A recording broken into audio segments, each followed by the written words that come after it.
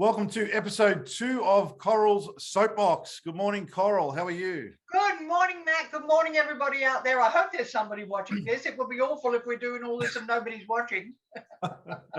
There are people watching. And I've had fans actually reach out to me over the last few days since we made the announcement of Coral's Soapbox saying, we love Coral, but we'd also love to hear Coral's views on news of the day as well. So I thought we could throw some news in each time. Because, so what news have you got for me today? Well, as we said, Roe versus Wade and Ma versus Hamish. Just too interesting. Just as well as not Ma versus Wade and Hamish versus Roe, isn't it? Did I get that the right way? Yes. Two big things in the news this week. One of them, I know a lot of people have asked in relationship to prisoner why we never really dealt with the issue of abortion head on. And that's because most people don't know this, but abortion was only legal in Victoria of all the Australian states until very recently. I think it's about 5-6 years ago that it became legal everywhere else. And because the show was made not just for Victoria, but it was made for a world audience and also for all the other states, we never took a stance on it. As to what I personally feel, I don't know what's wrong with America. I mean, what is wrong with America? And why in God's name would Australians ever want to be like Americans? They have the worst bloody coffee in the world, whereas Australia arguably has the best coffee in the world. It's hard to get a bad cup of coffee in Australia, unless you go to Starbucks. And it's hard to get a good cup of coffee in America. So that's the first thing. But there was such a movement to fight for women having control over their own bodies.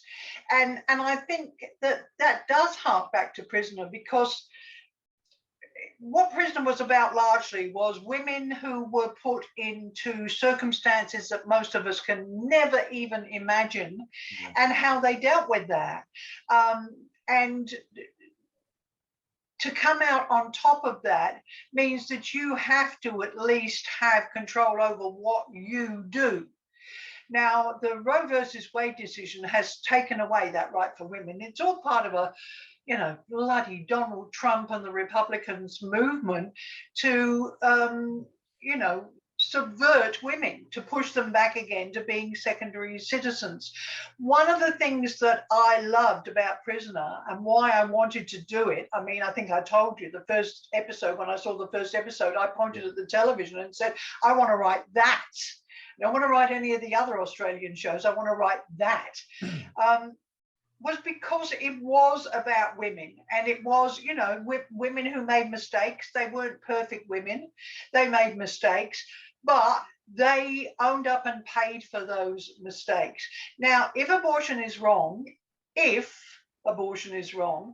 should be up to a woman to say, well, okay, I'm prepared to do that, and I will take responsibility for it. But how dare a court, anywhere in the world, tell a woman what she can do with her body, what she can and can't do with her body?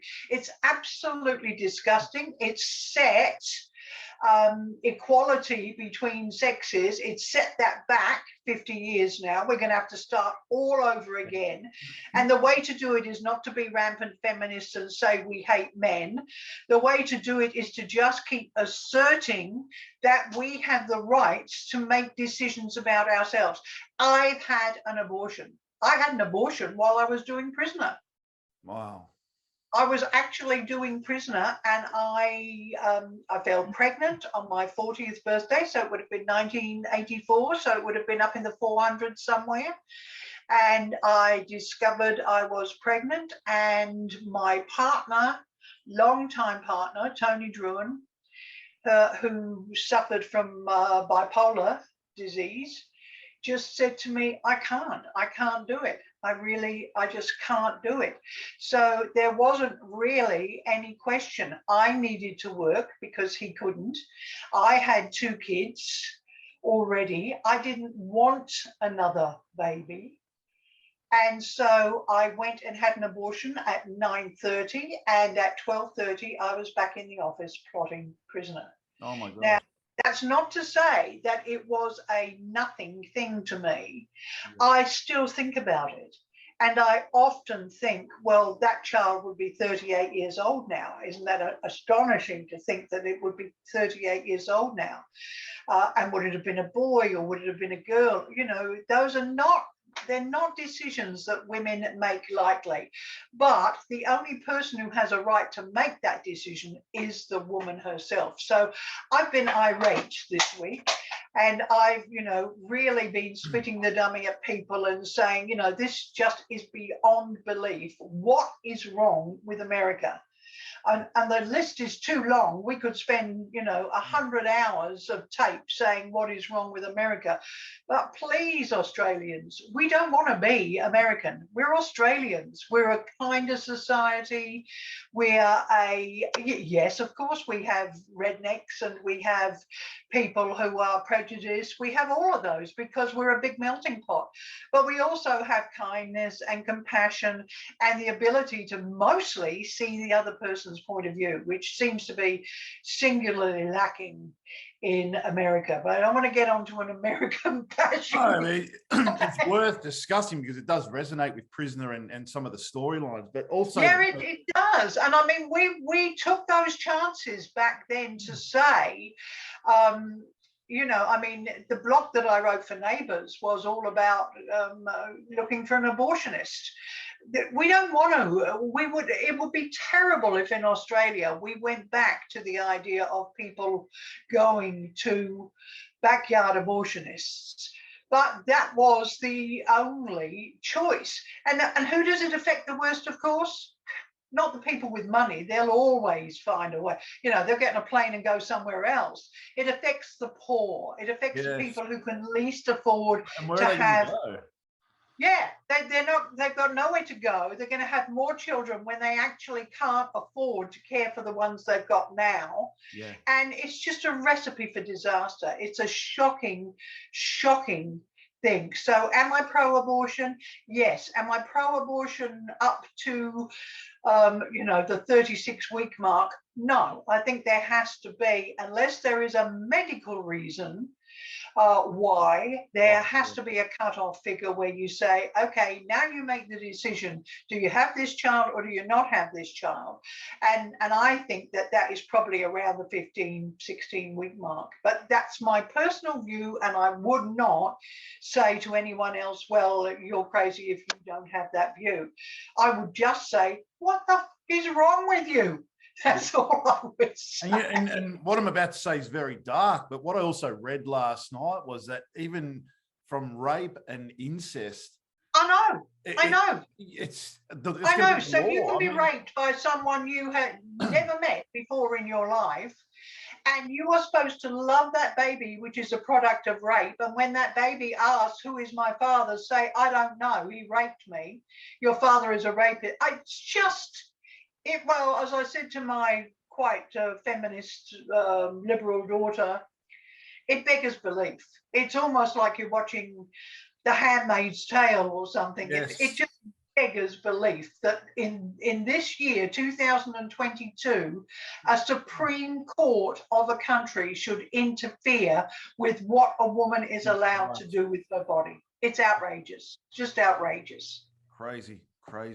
On a lighter note is the Logies. Now, yes. Did you watch the Logies? Poor Ray missed out. I have to say, we have to remember that John Woods missed out for 7 years.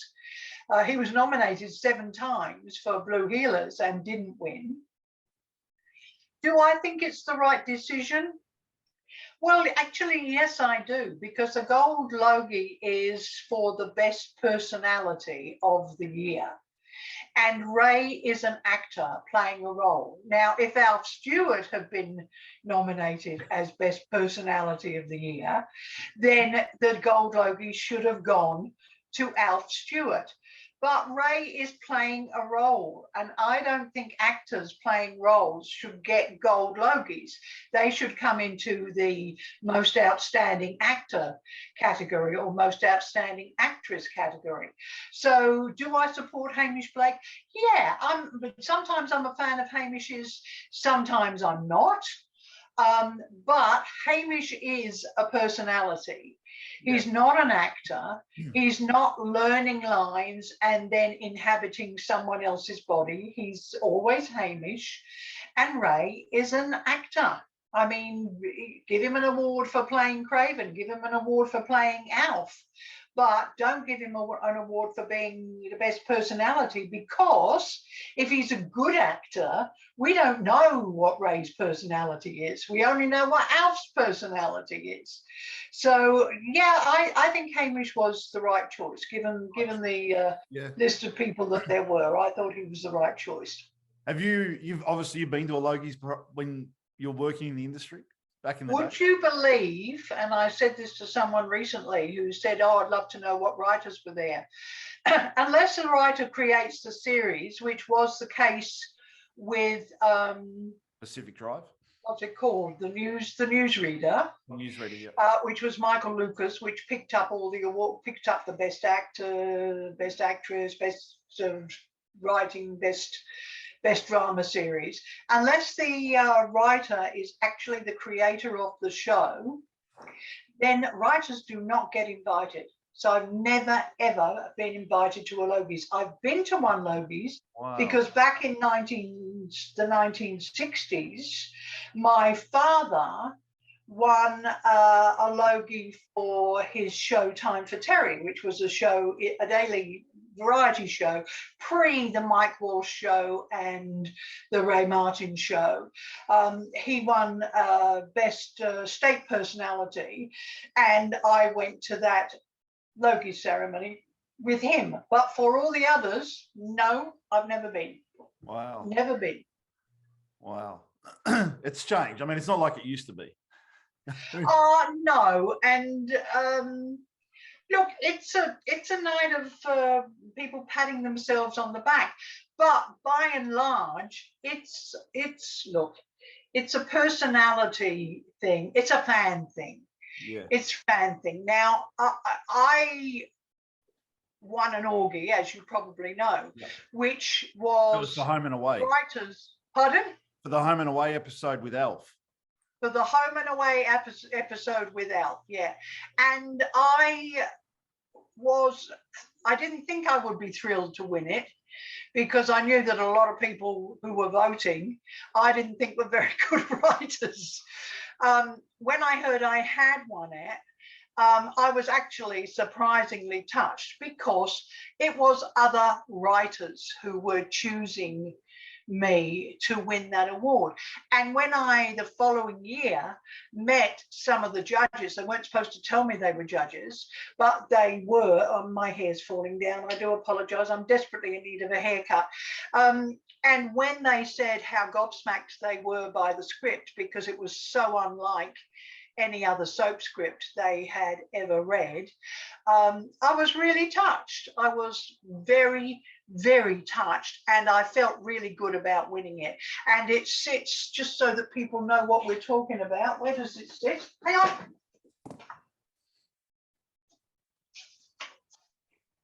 Ta-da! It is. Wow, how good's that? That's the old one. They redesigned it, and the new one is very, very much nicer. But that is the old one, and that is the actual one that I won. And it sits in pride of place in my office. And on the opposite wall, there is a certificate saying that I won it. So, and I think, I'm not sure if I told this on air before or just to you, Matt, but that script is, sorry about that, that script is probably the quickest script ever written for television. It ran 23 minutes and it took me 31 minutes to write it. 31? What? 31 minutes. I wrote it on the fly, as we say, which means as you go. I was behind. I was sitting in my office. I was writing the scenes longhand. They were going to the typist. She was typing them up, and then they were going to Phil Saunders, the editor, and he was editing them. By that stage, I knew how to time a scene within 5 seconds, which you have to you have to time every scene within 5 seconds. And I said to him, don't worry about timing it because the timings are right. And he timed a couple of scenes and he said, you're right, they were within 5 seconds. Every scene was within 5 seconds. But, I didn't expect to, I thought that episode, I was kicking myself when I finished it because I realized that the story was a great opportunity, but I wasn't supposed to write it in the first place. Another writer was supposed to write it. They dropped out for whatever reason. I can't remember what it was. And I said, no, I'm not trusting it to anyone else to bugger up. I'll do it myself. And so it came to be written on the fly.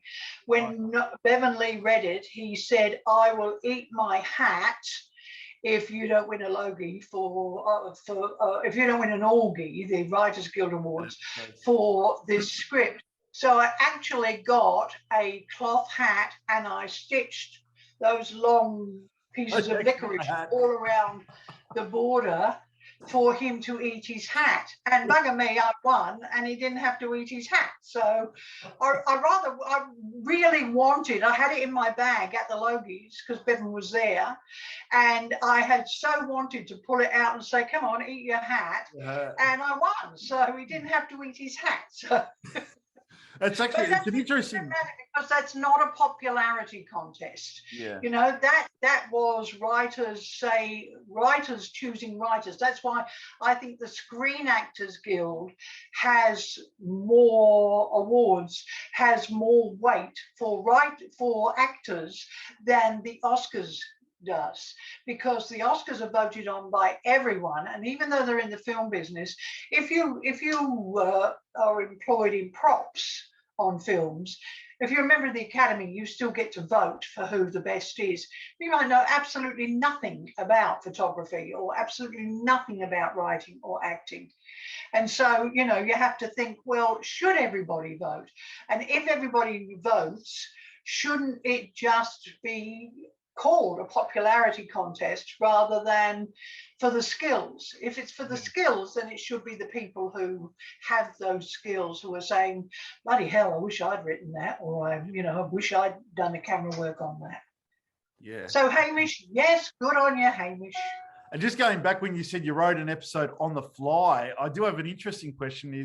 I remember, I think it was episode 3 when we spoke to Ian Bradley. He was talking about how he wrote an episode of Prisoner on the train on Annie's feet. He had her feet and he was writing. He had to write an episode quickly. Where's the most interesting place you've written a script?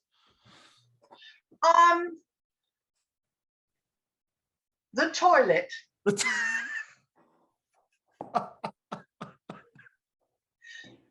toilet. I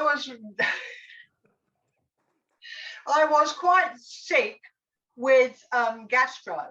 And so I stayed home for a couple of days and I had a script to write. And in those days, of course, there were no programs for writing scripts on computers. Yep. They were written on typewriters. And you used either whiteout to correct it, or you had a self-correcting typewriter, a golf ball typewriter, where you just put the white tape up and then typed over the letters and it looked like it had lifted them off. Just amazing. People would be amazed if they saw the lack of technology we had. But I had scripts. Pardon? Did you have to type your own scripts, or you'd write them and give them? Yeah, we had to. Well, I had my partner, Tony Druin, who taught himself to become, he could have got a job as a secretary. He taught himself to touch type 90 words a minute. Wow. And I would hand over, and he knew my handwriting as much as anybody did, because it's indecipherable sometimes. And the more into the script I get, the worse the handwriting gets, because I get more and more involved and more excited. So the worse the handwriting gets. But he taught himself to touch type, and I would hand the pages to him. But when I had the 2 days with gastro, I was running backwards and forwards to the toilet all the time. So I was taking my foolscap folder of paper, which looks like this. This is how I used to write. In fact, this has probably still got notes from Home and Away or something on it. Wow. And you know, I keep them even though I use a new one each time I start something. I took it into the toilet with me with a biro, and I just sat there. I thought there's no point in me getting off and going back out because I'll be coming back in again. So if I can't remember what the script was, but if it gave anybody the shits, I can truthfully say, me too. Oh, love it. Love it. And just before we get into Prisoner, the newsreader, I actually only just recently watched that last week, and I thought it was brilliant, amazing. It's a writer called Michael Lucas. It took him, and this will tell people, I haven't got the patience to do what most people do. Most writers, they have a project and they nurture it and they nurse it for year after year after year after year. And that was the case with Michael Lucas with the newsreader. It took over 5 years, something like 6 or 7 years to get it made, but he stuck with it because it was his baby. I had so many ideas. I mean, if you went through my bottom drawer, there are people who say to me, "That what about that show you created about such and such?" And I go, huh? I probably have created, none of which have gone into production because I didn't stick with them for long enough. And that's my problem is I don't have ADHD. I couldn't have done what I did if I had ADHD. But what I have is a singular lack of any patience. So I will say, okay, I'll give 6 months of my time to creating this project and getting someone to pick it up and let them do the 5 years of work trying to get it made. Move on to something else. And I've moved on to something else. And so there are probably 4 or 5 programs that I created, which I wish I had persisted with, particularly one called The Shift, which was almost like a reality show, except it wasn't. It was clearly scripted, and it was about paramedics on a night shift. And it was only ever, we never went into the hospital. The plan was that there would be a spin-off, which was internet only, which you then watched after the show, and you saw what happened to the patient once they went into the hospital. Oh, wow. And it keeps coming back to haunt me because people keep saying, I still remember that show of yours, you know, and I don't know why it didn't happen. I got funding from funding bodies, etc. I worked with my daughter, Kelly Lefevre, on it. I worked with, you know, a lot of very well-known writers and artists on it. It looked like it was going to happen 3 times, and it never happened. And that is largely because I didn't give it the commitment I should have, but I'd already moved on to other things. See, the thing for me is not about seeing it on the screen. It's about getting it out of my head and onto the page. But you say but then you pretty much created Pacific Drive, which is a show we'll talk about in the future, but you stayed on Pacific Drive for a long time. I stayed on Pacific Drive until I realized, and we will talk about it more fully, until I realized that the producer and I were on such different pages that it was never going to be what I wanted it to be. I don't know if you ever watched it, but it was, you loved it. Oh, I love Pacific Drive. It was meant to be an Australian version of Melrose Place, which I thought was outrageous. But it was. And I thought, let's do something outrageous, something where people go, oh my God, I can't believe they did that. And so you had scenes like, I remember one scene in one of the early apps where they were having sex in a motorboat. and he used her pantyhose to tie the steering wheel in the one position. And then we cut to a long shot, and the motorboat's just going round and round and round in circles while they're bonking on it. So it was meant to be tongue-in-cheek. It was meant to be a send-up of all the excessive, over-the-top shows that we'd seen from America. And to his great credit, Bevan Lee got it completely, but the producer didn't get it. And so every week I was having to explain to him, why does it have to be that way? Because and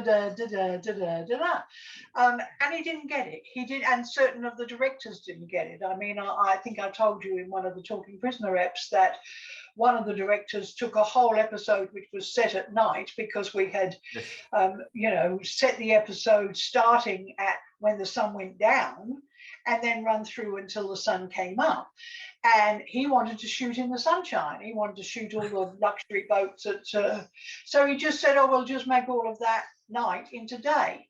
Well, of course, in the daytime, the story did not work at all. Yeah. Wow. It was designed, the story was written to be told from the point of view of, it's all bright and sunny in the daylight, but at night it's dark and it's seedy and it's this.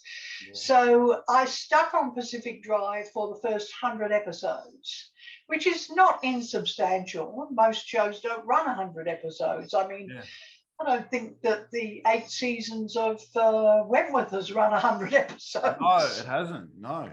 No. So in the whole 8 seasons they didn't run 100 episodes. So I stuck it for 100 episodes, and then I very publicly resigned, and I very publicly said I had no faith in the producer. Which was a silly thing to do, because then no producers wanted to work with me in case I said I had no faith in them.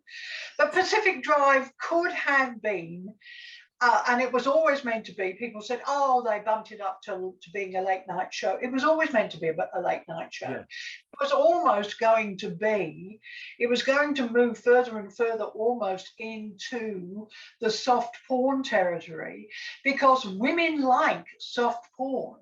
They like to see shots of a man undoing their underwear or pulling their panties off. What they don't want to see is humping bodies under a sheet, because it's boring.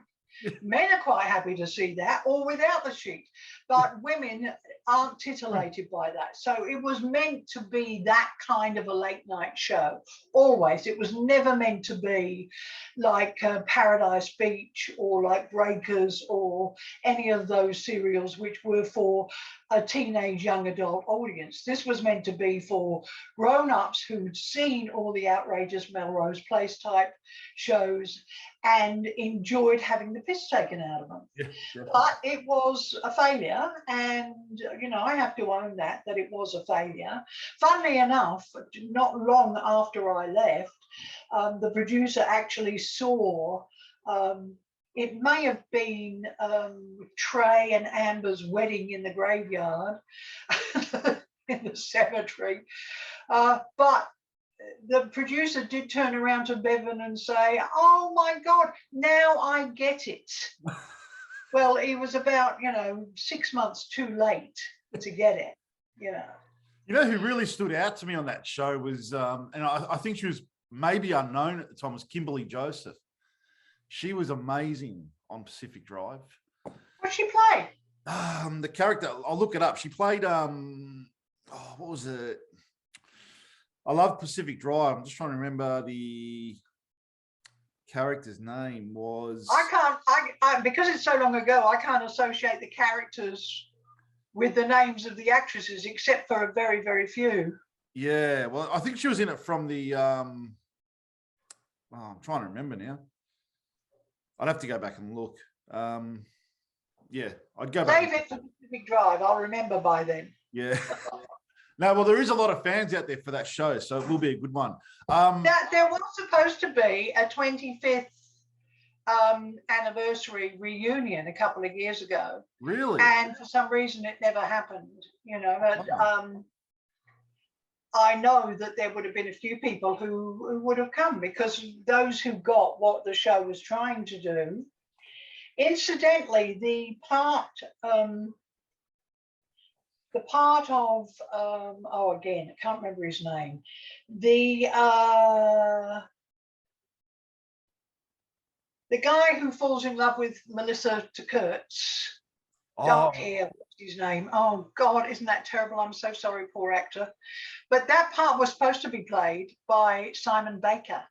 And right before we went into production, Simon Baker went over to see casting agents in America and got picked up in America. And so if he'd been in Pacific Drive, he probably wouldn't have been available to do The Mentalist, and he probably wouldn't have become a big name in America.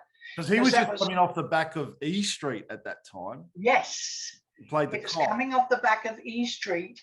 We wanted him, and we were in negotiations for him. And so I was writing as if we got him. And then I heard, hold your horses.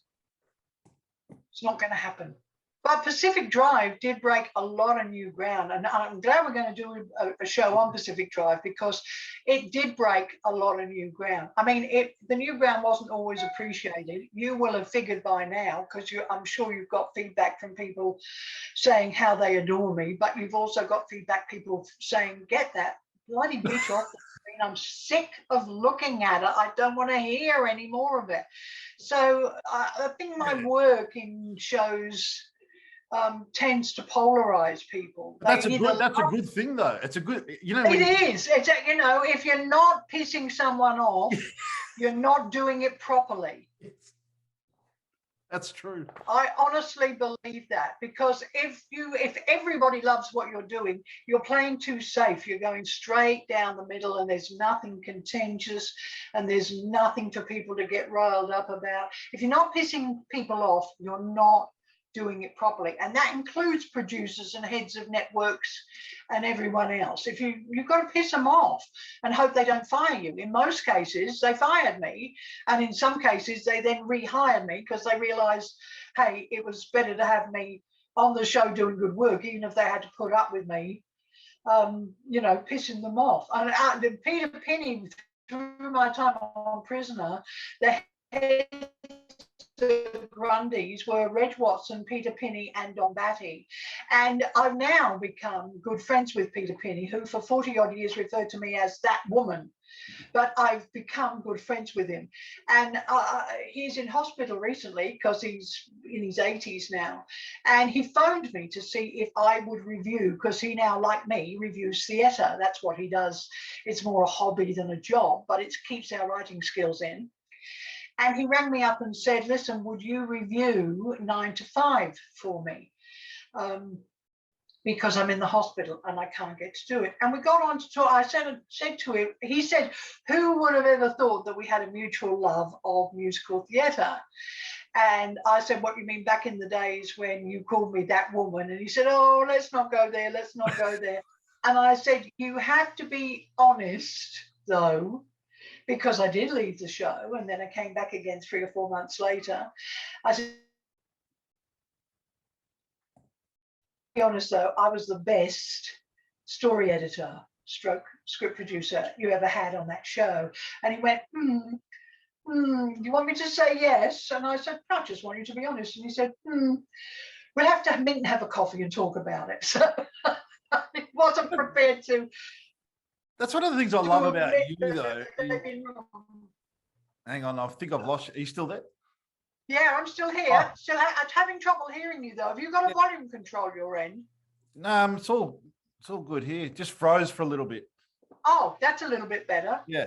No, one thing I love about you is that you stick to your morals. So if you've got a story that you've written and a producer come along and said, no, it should be that way, you will stand up and say, no, this is the way it's going to be. Absolutely. And now that is the way it is, because finally, 40 years further down the track, the powers that be have realized if you have not got great writers and great storytellers, you haven't got a show. Yeah. You haven't got a show. And so that's why I take issue with people who say, oh, the first 2 years of Prisoner were the best. I never watched it after that. Well, if you never freaking watched it after that, how do you know the first 2 series were the best? The first 2 series were great because they were unique. No one in the world, because Within These Walls was not like Prisoner. It was largely about the governor and the warders, and the prisoners were all baddies. But no one in the world had ever seen a show like that before. And so without those first 2 series, Prisoner would not be what it is to people today. Yeah. But the best stories, the best work, and some of the worst work, and I would love to do one episode on stories that failed miserably and shows that failed miserably and why. And I know one of the ones that we have discussed is the Michael Cormack in drag as so that he could be close to his girlfriend. And I won't get sidetracked into that now. We will save it for best and worst stories. Otherwise, we won't get on to Top Dogs and Nasties. Yes, but we are going to get into now. Yeah, and also we will talk about Daphne and Pixie. So for those who are looking to see what is coming up, I would like to talk about those characters that don't fit into either Top Dogs or Nasties. And we could call that, Matt, the characters you loved, people that we just loved, and we could put 3 dots and then put or hated, because I know a lot of people didn't like Lexi and they didn't like Marlene, but most people loved them, and they loved Daphne and they loved Pixie and they loved Judy. And you know, if I had to play a role on Prisoner, if I had ever had the chance to play a role on Prisoner, I would have wanted to play Judy Bryant. Oh, really? Not that is who I would. I could see you as the governor. Oh, can you? No, I'm a softie. I'm Ian Smith, who we all know from either Neighbours or Prisoner, used to say, said to me once a very long time ago, I used to think you were a cow, but now I realise you're just a poddy calf. I loved his character on Prisoner, Mr. Douglas. Yeah, I can't claim credit for that, but that's very much like Ian is off screen. Wow. As is Harold, much like Ian is off screen. Yeah. So, you know, I mean, a lot of the characters were very much like the people were off screen. And it's funny you mentioned Lexi just before. So we, Peppy Trevor's interview just went up last week, I think on Friday. And, you know, it's been popular, a lot of comments. And there was a interesting comment was, never liked the character, but loved Peppy, loved the interview. And now I love the character. Like some of them are gone, I actually love Lexi now after seeing Peppy on an interview. Yeah. Yeah, well, I mean, Peppy is really, I mean, I created the character, but Peppy gave her life. And Peppy avoided, unlike some actors, Peppy avoided being Peppy. I mean, Peppy brought to Lexi a totally different dimension, which was, you know, often sarcastic and a bit sour and that's not Peppy at all, which just goes to show Peppy's a bloody good actress, a really good actress. And, you know, a lot of people didn't like Marlene. They thought she was stupid and dumb.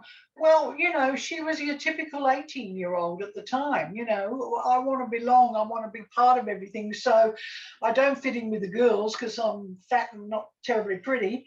So there's a lot of me in Marlene, I have to say. Yeah. That whole idea that you go out with the boys and because they're doing dumb things, you say, hey, let's throw a rock over the bridge onto the motorway. And, you know, it goes through a car window and kills somebody. Yeah. That is, you know, does that make her a bad person? No, she's a good person who did a dumb, stupid thing because part of her is a dumb, stupid person. But it doesn't make her a bad person. Genevieve Lemon is a fantastic performer, absolutely fantastic. And the proof of that is the longevity that she has had. She's done leads in I mean, she played the lead role well, not Billy Elliot, of course, that was Boy, but she played the teacher in Billy Elliot on stage here through several tours. She's been in the Pirates of Penzance. She's been in heaps and heaps of musicals, heaps and heaps of plays. She got her entire kit off for steaming, which is a big thing for a young actress to do. I was offered that role in the first production. Really? Yeah, and I thought about it, and I thought, oh no, everyone will see my fat, and I turned it down. Oh wow! Because I didn't have enough confidence in myself as an actress to let people see it.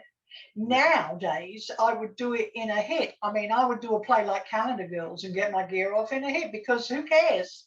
I'm in my 70s. Nobody's going to be looking at me and saying, well, I wouldn't want to bonk that. So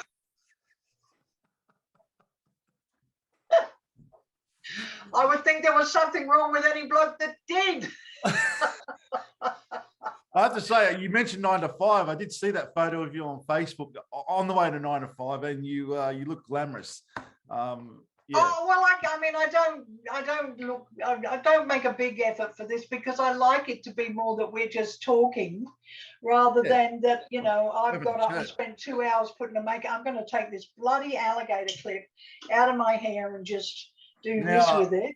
I'm just looking at the time now. We did run out of time last time, and so we're going to bring Daphne and Pixie into another. Bring episode. Daphne and Pixie into characters that we loved. Yeah, but let's talk about.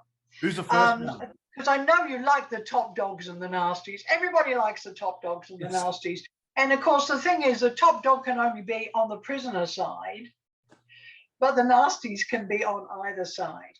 So you can only have one top dog at a time, which is why when you introduce another top dog or a would-be top dog, there's always got to be a challenge between them to see, like there was between Minnie and Sonia, neither of which were meant to be long-term, because we were desperately scrambling to get Annie Phelan, and she and I was creating Myra with a proper backstory and everything, so that, which is why there are anomalies between her earlier appearances and her later appearances, because we knew she was virtually taking over the show.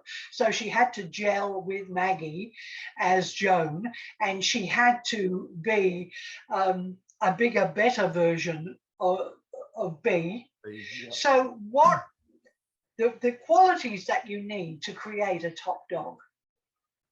You will hear people who are writers talk about scripts and say, oh, well, you have to have a protagonist and you have to have an antagonist.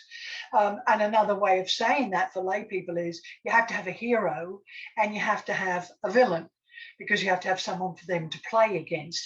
Because in the long run, most stories, not all stories, but most stories come down to, you've only got a few stories. You've got the triumph over adversity. Someone has, the world throws everything at them, but somehow they come out on top. And almost all of Prisoner, by its very nature, because the women were stuck behind bars, included an element of the triumph over adversity story.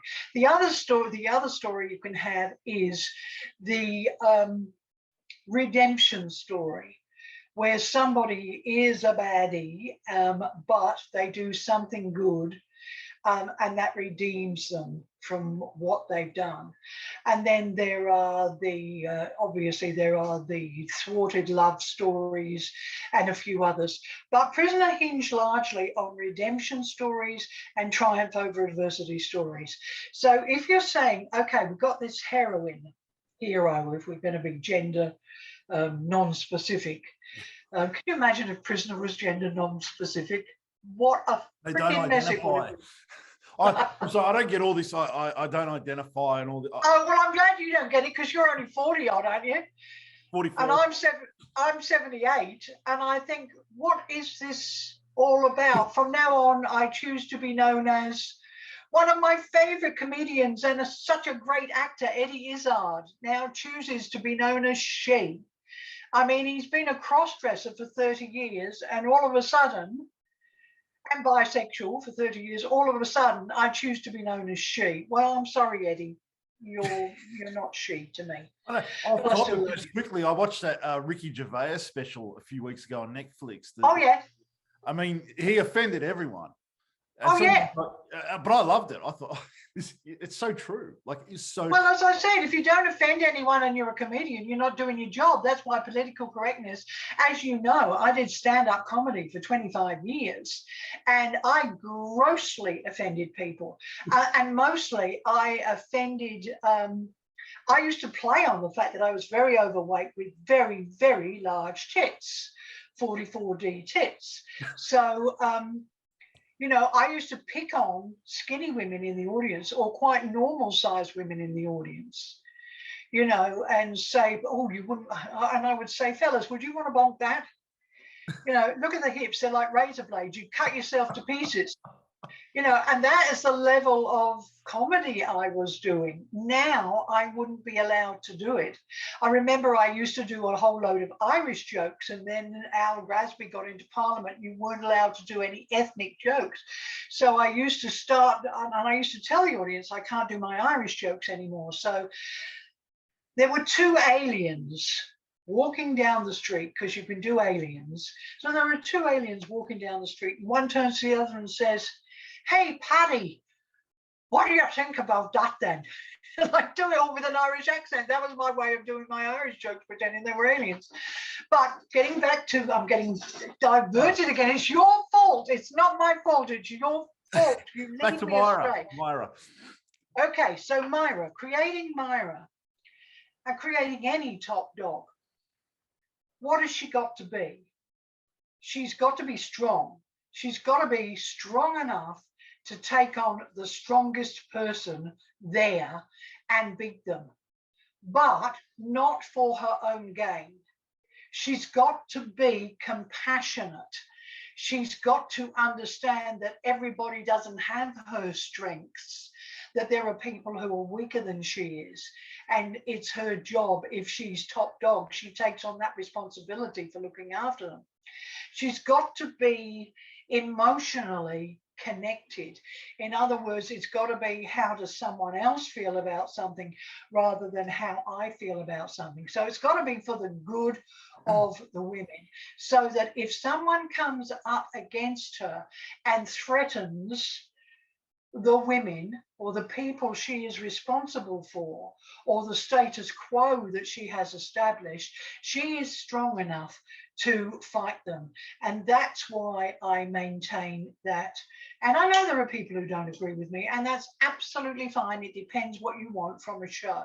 I saw Penn and Teller this week, and they were absolutely fantastic. But they said, Penn said, we do simple tricks, and you can take them as simple tricks. That's fine if that's the level you want to take them on.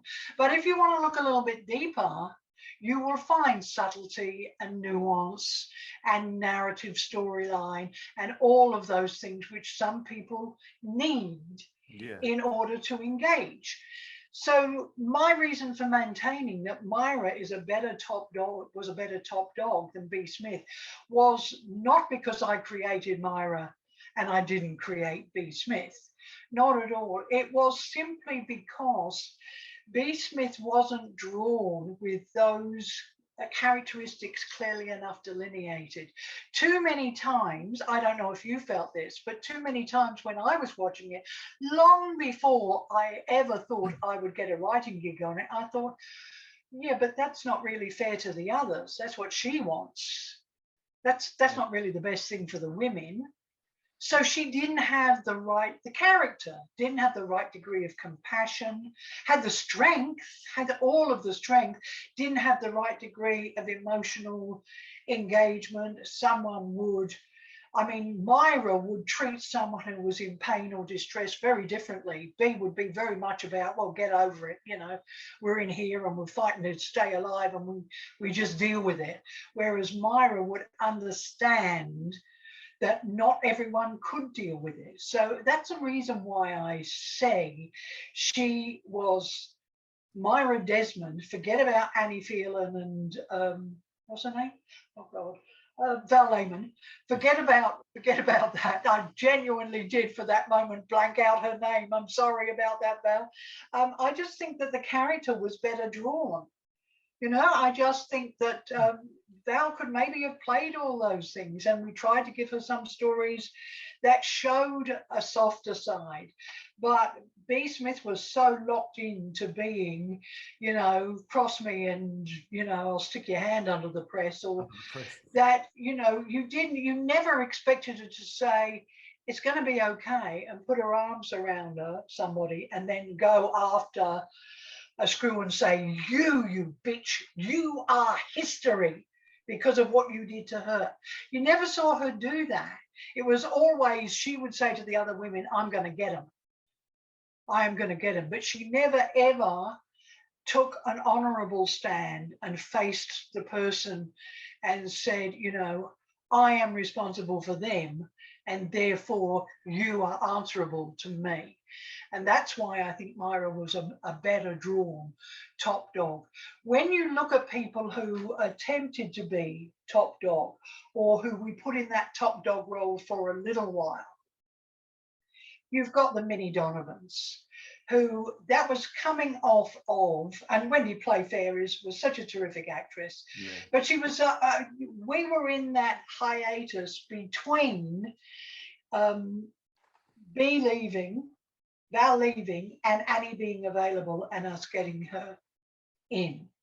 And just on that note with Annie, like saying bringing Annie in. So just behind the scenes, did you guys go, we need a new top dog, or you had Annie first? So what do we do with Annie? Do we put her? No, we didn't have Annie first. We had, from the moment they said Val is definitely going, I started thinking about what we needed in a replacement, in the same way as I did when Gerda came in and took over the governorship from the lovely, gorgeous Patsy, who again was drawn very two-dimensionally. She was either everything was black or white, and I wanted someone who was a bleeding heart liberal who did make mistakes, but was strong enough to correct them if she did. So we had this hiatus period where we knew there was going to be a gap of about 3 months, maybe a little bit more, where we could not have brought Myra in straight on top of B, because the audience would not have accepted her. They would have said, oh shit, what, they got rid of thing, they do this. The audience needed time to adjust to the fact that B had gone. And so there were two characters which were always intended to be short-term characters, but who we thought could play off each other. And that was Minnie Donovan and Sonia Stevens. Now, neither of them had the qualities to stay long-term. They didn't have the qualities that I've just described that a top dog has to have. And so they could make plays for power, but ultimately both of them were going to be unseated because neither one of them had the right. It's a bit like saying, well, if Prince Charles died and William wasn't available, would you put Prince Andrew on the throne of England? No, I don't think you would. Doesn't have the right qualities to be king. William does, but which qualities Andrew... are you talking about? And so they were quite deliberately a stopgap. Sonia, who was a terrific actress, Tina Bursel's a terrific actress, very attractive lady, knew every line, actually asked questions about, when I'm doing this, am I really fooling people, or am I truly believing this? She wanted to know. We never got those questions from a lot of the other actresses, never. They just said, oh, I'm going to play it like this. They were always meant to be stopgap characters. What do you think about what do you think about the fans that were so undivided, like they're so divided on Minnie's character? They just think that's good. Minnie was it's good. Again, it's good. I never wanted an audience to, I don't know if you're a rugby fan. I'm an NRL fan.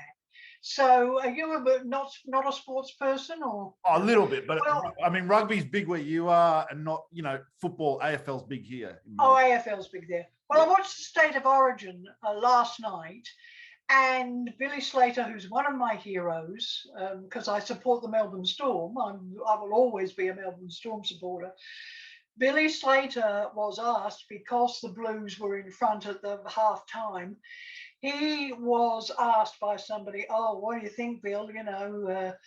Got so-and-so off and Kafusi's off and they're ahead. And instead of saying, yeah, I know, we have to pull our socks up, we have to do this, Billy Slater turned around and said, yes, and what a great opportunity for our guys. He saw that, the fact that they were behind and that there were people saying, oh, you're going to lose, that's a great opportunity. I love it when people say they hate a character. I love it. There's a couple of people have apologized to me for saying, oh, I said I didn't like that, but I'm so sorry. And I say, I love it when people are divided. Yeah. If people all felt the same, that means I failed. I've just taken a safe middle line, and I'm not about taking a safe middle line. Same as I accept that there are some people who can't stand me being on the screen talking about this. They say, well, what a load of shit. We just want to see the show and see the actresses. That's all we care about, and that's fine. But I love it that there are people who feel that way. So, Minnie is one of those characters. Some people think, oh, she was a breath of fresh air because she was totally different. She had a different way of finagling people into, oh, darling, oh, don't you? Oh, well, that's okay. Well, what about if we did this then? How would you, she had a different way, which doesn't work in a prison. Would have worked if she'd been a human resources officer for a company or something, but doesn't work in a prison. But I wanted people to see that that didn't work. And then with people like Luke Kelly and Rev Keane, who, had their moments to prove they could be top dog, I wanted people to see that they couldn't, because they were basically out for themselves. They really, as long as their first and foremost thought was, what's in this for me? Or how do I get out of this? Not how do I make things better for the women? How do I make things right for somebody who's been wronged? And that was, what we tried to imbue in Myra, at the same time as making her quite capable of bashing heads if she had to. Definitely. Quite capable. Yeah. And Rita was another one of that ilk, although Rita got changed quite a great deal in the process, because I had already left before she entered. And it's very interesting that I think I told you in the last one of these that we did, that originally that role was, I created the Rita Connors role for this 6'2" glorious looking Amazonian music theatre and stage and cabaret and recording performer that we have here called Rhonda Birchmore. Those of you overseas can easily look her up if you're interested in who might have played Rita Connors. Wow. And I was talking to Rhonda last week, because she has become over the years a really good friend, but she did not know until very recently that I had written that role for her. And we talked about how she might have played Rita, because she was a big Prisoner fan. She watched Prisoner back in those days. And it was quite interesting, because it was a very, very different take on what Rita would have been. Rita would have been a lot funnier, and Rita would have been a lot more unpredictable. Rita would have been really funny, had everybody laughing, and then spun on somebody and said, who the fuck are you laughing at? And bashed them. She would have been that type of a character, and she would have looked down on people from her 6'4" and say, I know you're here, I can hear your voice, I just can't see you. I mean, she would have been a totally different Rita Connors. Yeah. But Glenda brought her own magic to Rita. But Rita still had all those elements that make a good top dog. She would listen to people if they were in the right. She wouldn't listen to them if they were in the wrong. But if they were in the right, she would listen to them and she would act upon it. Whereas people like Lou, Reb, Cass wasn't capable of making decisions, but I thought she could be the heavy power for Minnie, but we knew that was only going to be short term. Really, it boils down to 3 top dogs, and those 3 top dogs are Bea Smith, Myra Desmond, and Rita Connors. In all that time, they say, oh, so-and-so was top dog for a little while. Well, if that was for a little while, it means they weren't really top dog. They didn't have the strength or the power to stay in that position. Yeah. So we had 3 top dogs. Of those 3, my favorite is Myra. Obviously, my favorite is Myra because I did the most work on her. And she was the most like what I wanted to see. So, gotta love your children. I mean, it'd be a bit awful if you didn't love your children. Now with Annie, so the terrorist episodes, which is another episode I'd love to discuss in the future, but she was obviously written out in those episodes. She was killed off. So for the fan, for everyone, what was the reasons that Annie left prisoner? Was it a page? Okay. We must have, I thought we'd covered this in one of the Talking Prisoner eps, but maybe you and I just talked about it. Grundys were really, really tight with money. Yep. Really tight with money. I mean, Val gives various reasons for wanting to leave, including saying, oh, the storylines were getting silly and blah, blah, blah, blah, blah. The reason basically was Val stuck it to them for money and they weren't going to come at it. And the reality is they could not come at it. There was profit for Grundys in overseas sales, but there was no profit in much the same way as Neighbours has ended, because it can't be produced simply on the Australian sales. It needs a major country like America or England. The same was true with Prisoner. And we got a lot of those overseas sales after the show actually finished production in Australia. So there was no money coming in to give them huge pay hikes.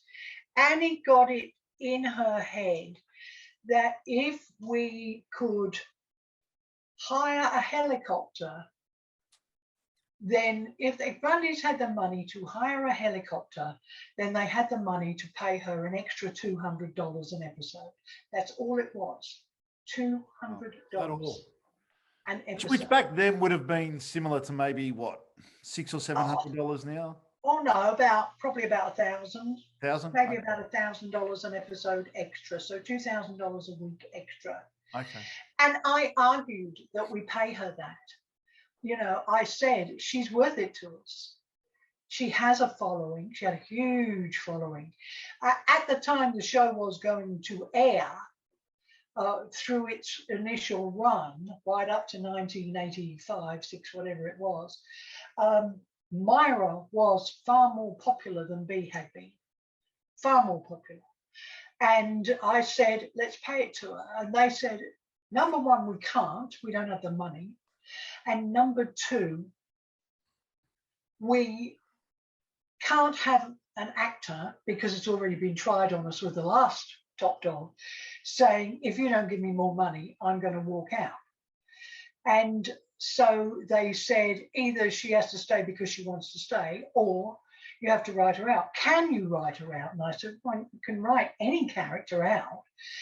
What's the minimum amount you can write her out in? Because we don't want to have to renew the contract, because it was contract renewal time. It wasn't like she sprang this on them in the middle of her contract. It was contract renewal, and her agent has said, oh, okay, but we want an extra 200. It was either $200 or $250 an episode extra. And I said, will you let me talk to her? Because I've met her on quite a few occasions and I liked her enormously. She's very, very down to earth person. And I said, will you let me talk to her? Because I did not know until after she had gone that what had triggered all this was the helicopter. Freaking hell, they can pay for it. What's the helicopter? When Mari Winter escaped, she got carried off by a helicopter, right? And Annie Phelan got it in her head. I'm not even sure if Annie Phelan was the top dog when Mari Winter escaped. Yeah, I think she was. No, she Annie wasn't. got it. No, I don't think she was. Well, anyway, I think, yeah, maybe you're right. Anyway, she knew that there was a helicopter. If they could afford a helicopter out of the budget, then they could afford to pay her, which would have cost thousands and thousands of dollars to hire a stuntman and a helicopter and everything. Then they could give her an extra $250 an episode. And she was right if that had been the truth. But if I had been allowed to speak to her during the negotiations, which I wasn't, I would have said to her, Annie, it's the Channel 10 helicopter. They own the helicopter. It didn't cost Grundy's a single penny for that helicopter. The reason that we had a blow-up doll, which they didn't even put sand in to weight it for Mari Winter's double, is because we couldn't afford a stunt coordinator, because we would have had to pay, Grundy's would have had to pay for a stunt coordinator, and we simply couldn't afford it. Yeah. And so because of that, we lost Myra as top dog. Because of, that old nursery rhyme, for want of a nail, a shoe was lost, or one of a shoe, the horse was lost, or one of a horse, the rider was lost, or one of a rider, the battle was lost, and all for the want of a horseshoe nail. Well, that was the story. It was all because Annie had got a bee in her bonnet. Oh. That if Grundy's could afford to pay for a freaking helicopter, and she said that, she didn't say the F word, she said freaking, if you guys can afford to pay for a freaking helicopter, you can afford to give me $250 a week. So do you think if you were able to tell her and speak to her, she would have stayed on? If I had been able to explain all that to her, in my heart of hearts, I believe she would have stayed. Wow. I believe she would, because she was a very fair person, Annie. And I think the reason why I liked her so much, and I guess she would have been the second character who I would have liked to play. If I hadn't played Judy, I would have liked to play Myra. But there was a lot of me in Myra, which was this strong sense of justice. There's a strong sense of justice in Myra. You're an arsehole and you're going down because you deserve to go down. You were just a stupid kid who did something silly, and I'm going to look after you and make sure that this doesn't turn you into her.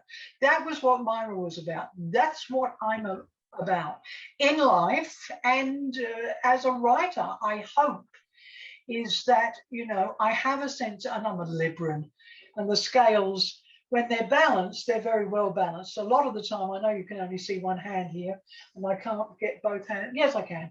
But most of the time, I'm either up like this or down like this. But when my scales are balanced, I have a very, very strong sense of justice and righteous indignation when things are not the way they should be, when the law's not the way it should be. Well, you would have gathered that by my ranting on about abortion and Roe versus Wade and the Americans who can't even make a decent bloody cup of coffee. Jesus, I'm back to that again. So those were our three top dogs. Yes, I like to think Myra would have stayed. But if Myra had stayed, then, and some people will say, well, that's actually a good thing, there would never have been the Sonia Stevens mini story. There would never have been Rita Connors and the way the freak was taken down. That would have been something else entirely. And so the whole of, when did Myra leave? Mid 400? Mid 500? 599 or something with the terrorist siege. No, Myra left before that because Minnie and Sonia were in before that. Yeah, they were, and then they'd gone, and then Myra was still in with because the terrorist siege. I think you wrote those episodes. Yeah, I did, but wasn't that the Ruth Ballinger go out? Ruth Ballinger, yeah. Well, it was the 400s. It was somewhere it was the 500s, early 500s. 500s, yeah. Somewhere in the early 500s. If that had happened, we would have had no Rita Connors. Yeah. And there are people who love Rita the Beta. Oh, yeah. lover. Yeah. And they wouldn't have seen her at all. They would have had Myra right through to the end of the series. And they may have, well, no, they wouldn't have had me through to the end of the series because I was a naughty girl. And, you know, I told you the story last time about what me trying to do. Again, me trying to do the right thing and it backfiring and causing havoc. So I wasn't always. Do we have time for one more character? I know we're going over time, but do we have time for one more character? Okay, we'll have to do the baddies next week then. Yeah, well, Next time. He's a baddie. And just before we get onto it, one thing that annoyed me about Prisoner and why it never happened was Mari Winter was one of my favorite characters.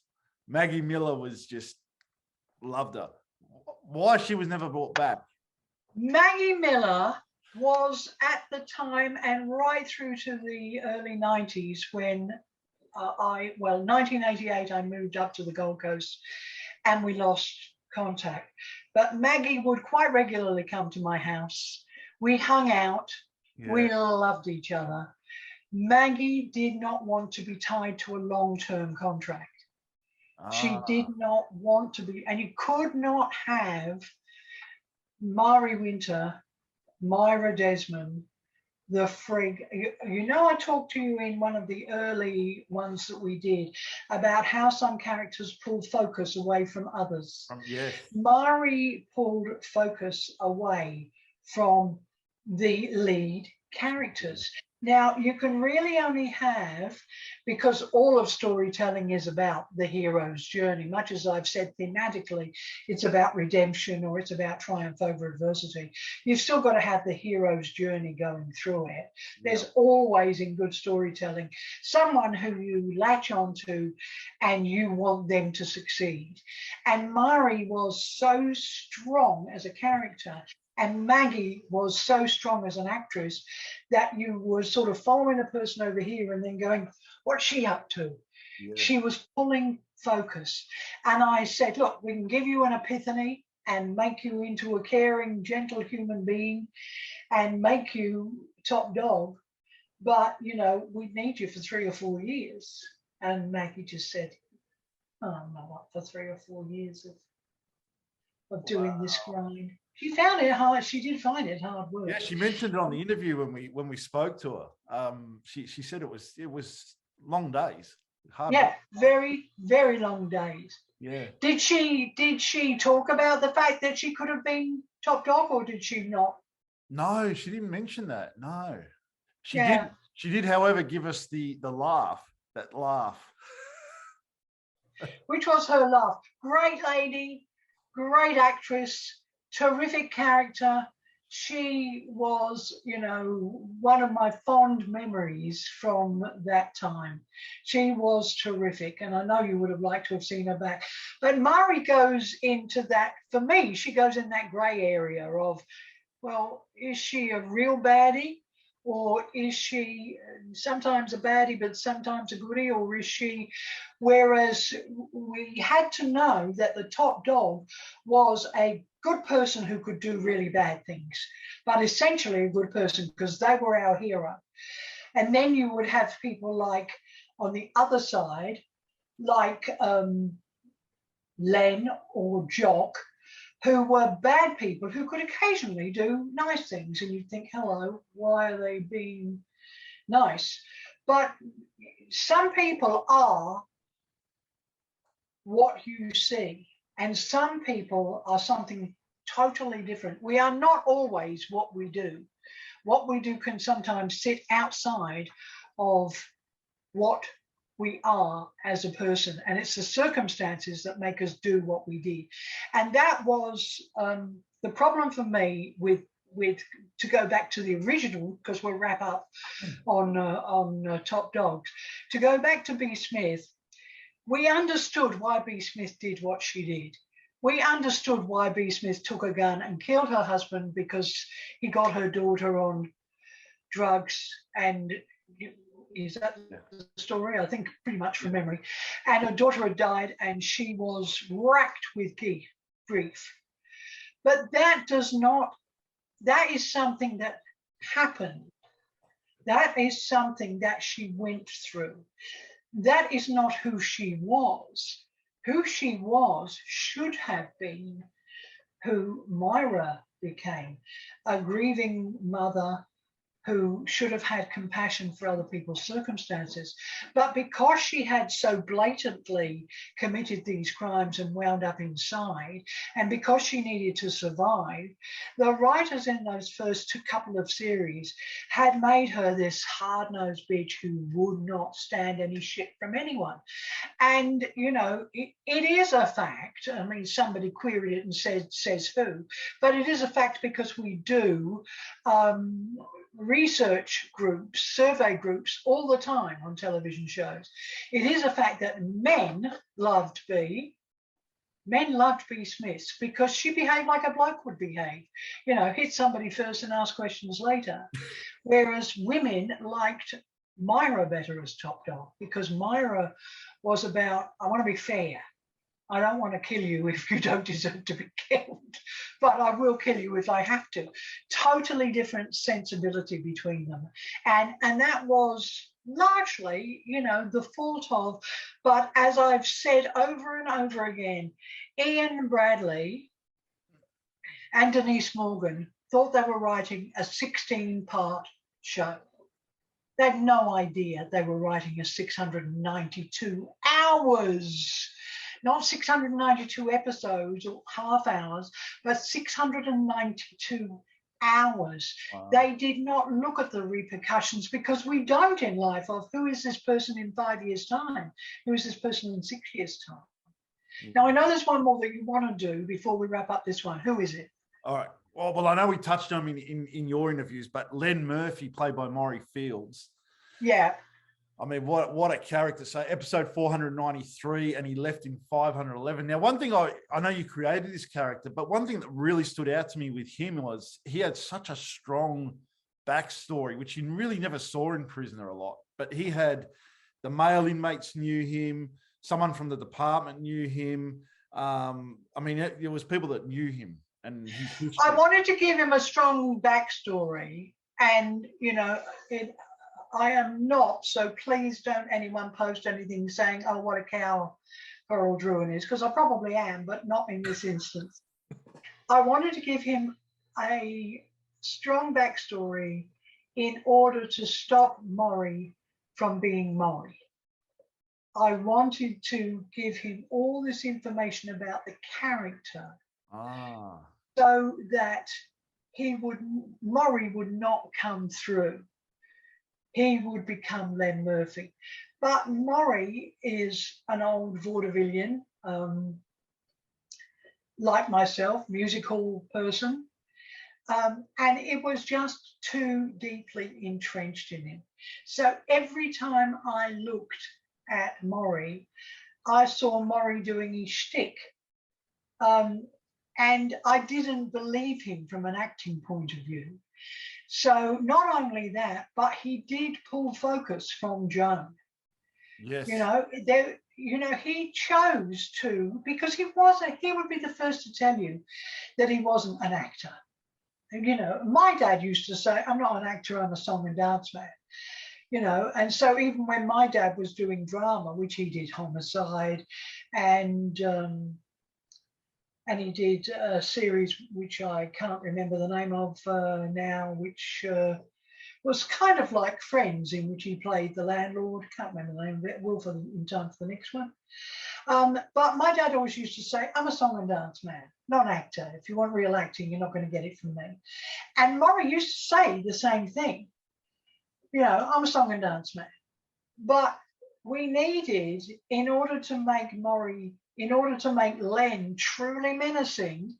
Now, in retrospect, I understand that was a fault of mine because I saw him as a song and dance man.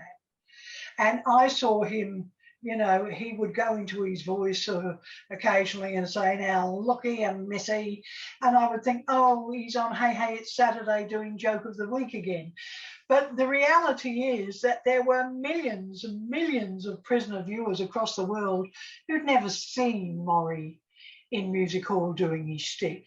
And so I was very unfair to him, and I own that. But my justification at the time was, I just keep seeing Maury, the music hall song and dance man.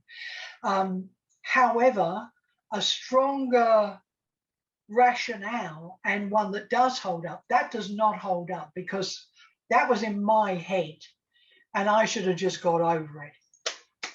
Bad me. But the rationale is, he did pull focus from Joan. Maury's a very strong personality. He was strong in real life. All of us who have done what used to be called variety, we didn't really call it music hall, though in the early days it was called music hall, but in America it's called vaudeville. And all of us who came from that, and I came from that, have larger than life personalities. We're not afraid to say, fuck you. We're not afraid to say, well, if that's your opinion, you're just plain wrong. You know, I mean, we have big personalities. And I mean, there's someone who posts, I think from England, who said, I don't like me, you know, I don't like that Coral Druid. She makes me feel inferior. She makes me feel like, and I do that to a lot of people, and it's not an intentional thing, and it's not because I actually think I'm better than anybody. That's just who I am. You know, what you see is what you get. I'm way out there, larger than life personality, tell it exactly as I see it. And Maury was exactly the same way. And because of that, neither he nor me were very good actors. And I've often said to people, you know, who've said, oh, I loved you doing that, why didn't you do more acting? And I say just openly, I wasn't a very good actor. It's hard for me to be anyone but me. It was hard for Maury to be anybody but Maury. But the personality was so big. And you have to remember that at that time, people were still seeing him on a Saturday night on Hey, Hey, It's Saturday. Yes. Doing his shtick, telling jokes, with Val getting out the ukulele and doing songs and things like that. Yeah, with Shane Bourne, Shane Bourne is a very good actor, but people never really accepted him in, what was it called? Homicide, City Homicide. City Homicide, and the one before, which was MD something or other, which MDA or whatever it is that he did. Yeah, Shane is a very good actor, but he's a musical person. What do you think What do you think of Maury and the Flying Doctors? Maury and Val. I thought he was Maury. And that was okay, because it was sort of whimsical and you kind of sort of believed him. He'd stick his hat on and you'd believe him. But he wasn't acting. It was Maury being Maury. And of course, Maury wasn't a nasty, horrible, evil person. But Len Murphy was. Oh, yeah. Len Murphy was a total arsehole. Yeah. Who hated lesbians. Yeah, and was that you that put that into that character? Yeah, because I don't know whether it ever came up, but part of the backstory was, and I gave it to him to play off as a reason for him to have hated the freak, but I don't think it ever got into script, that he had been married. Yeah, no, it was. It was. And his wife had had an affair with a woman. Yes. Did that ever come up? Yeah, that was in the episode. It was in the episode that his wife had an affair with a woman. Yeah, that's why he hated. Oh, right. Well, that was his reason for hating lesbians. You know, you turned my wife. You know, fuck you. Yeah. And you're one of them. So, you know, I'm going to bring you down as well as them. And he was a lovely man. He was a lovely, lovely man. He had a big ego, but we all have big egos. We would not be there if anyone tells you. I mean, it's really interesting because there are people who have met Val in person who have said, oh, and she's so lovely and she's so this and she's so that. And there are others who have met who have said, oh, my God, what an ego. Well, you have to have an ego if you are going to be the lead actor in a television show. Yeah. You know, hopefully you can leave it behind when you step away from the set, but you have to have an ego. Maury had an ego bigger than my little office here. It was huge. And it was about, gee, every minute I've got on screen, I'm going to make the most of it. People are going to look at me. And we couldn't have that. We just couldn't have it because if there were two bad officers, the one we needed people to be looking at was Joan. Yeah. Not Len. And speaking of Joan, I'm going to pull on your memory. That fight scene between Len and Joan is one of the most talked about and iconic fight scenes in Prisoner. Yes. Was that you? Yeah, that was me. Wow. That was me. And, you know, I mean, I loved doing that. I loved pitching baddies against baddies, because we'll talk in the next one, because I know we've got to get going. We'll talk in the next one about what makes a great baddie, the same as we talked about what makes a good goodie. And now in that one, we can cover, so that people know what to expect and decide whether they want to watch. We can cover the real evil prisoners like Angel, who then got reincarnated as Angela in Home and Away, because she was such a good character. I wanted to reuse her all grown up. The same characteristics, because I always came to characters via their psychological profile, not by their actual backstory. And we will cover David Bridges, and we'll cover Bev Baker, and we'll cover in more detail people like Joan, who was an incredibly complex character. You have an interesting story about Bev Baker and why she went so dark, which I do want to discuss. Yeah, that's that is a really, really, and that realization only came to me in the last 10 days or so, as to why I created Bev Baker the way I did. So you remember to remind me. I've got my notes. Okay, so that'll be our next one. We'll talk about the baddies and why they were the baddies that they were. Yeah. And I hope people have had a bit of fun today. I mean, I love talking about this. Apart from anything else, it saves me from getting dementia. It makes sure that my memory still works. Yeah. And it gives the whole new generation, I hope, some perspective into what we were aiming for back in 1982, 83, 84, 85, which is almost 40 years ago. Definitely. I mean, I was like 38 years old when I started that show, and in my 40s when I left it, and I turned 78 in October. So, wow. You don't look a day of. So to the woman who said, "Oh, I didn't think she would be so pretty. If you want me to, I'll do the next one. I'll take my bottom dentures out, and I'll be all coming from you, and I'll be a little old lady. Would you like that much? Would you like me to be a little old lady without teeth?" I don't think so. You know what was funny? What Wendy Playfair said a few weeks ago was, Prisoner fans, I thought they'd be all dead by now. No, they're not all, but the beauty is I don't know of any other show which has such a huge fan base that was not alive when the show was made. Yeah. I mean, that's, you know, call it kitsch, call it camp, call it melodrama, call it whatever you like. Name me one other show, just one, that 37 years after it finished has a whole fan base that was not even born when the show was first shown. It's just astonishing. Amazing. And it's, you know, as I said, and I say each time, I talk about it a lot, not because I live in the past, because I did a lot of other shows and a lot of other things in my life since then. But I'm so enormously proud that we did stories that had never been done before. We broke the mold on television, and by we, I mean everybody who sat in that chief creative chair.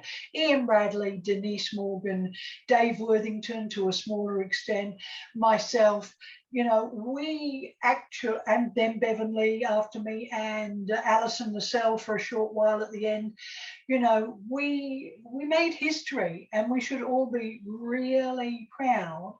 It's just that nobody else made in excess of 400 episodes of that history than me. And I'm not living in that glory in any way, shape or form. I think I've done probably some better work since then, but I don't think I've ever done more important work in the history of television than I did on Prisoner. And I love it. And I love that people still want to talk about it. So I will see you all next time. Fantastic. I know that if you have any questions, you can ask Matt, but we will talk in depth about baddies, okay? We sure will. That was episode 2 of Coral's Soapbox. Please like and subscribe to the Talking Prisoner YouTube channel, Facebook page, Twitter, Instagram.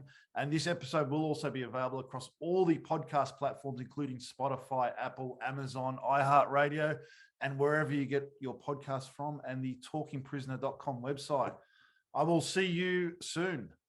See you very soon, Matt. Take care. Enjoy Thanks, the school Coral. holidays with your little E. I will. Bye, guys. See ya. Bye.